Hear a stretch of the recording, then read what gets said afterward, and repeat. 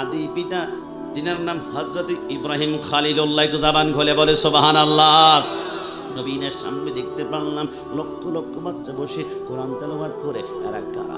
আমি আপনাদেরকে ছোট্ট একটা প্রশ্ন করতে চাই। আপনাদের নারায়ণগঞ্জে দেখবেন অসংখ্য মানুষ সন্তান প্রসব করার 1 ঘন্টা পরে মৃত্যুবরণ করে, 2 ঘন্টা পরে মৃত্যুবরণ করে। আমরা আল্লাহকে প্রশ্ন করতে যাই, আল্লাহ যেই সন্তান দুনিয়াতে আসার পরে 1 ঘন্টা পরেই মৃত্যুবরণ করবে, একে দুনিয়াতে দেওয়ার দরকারটা কি ছিল?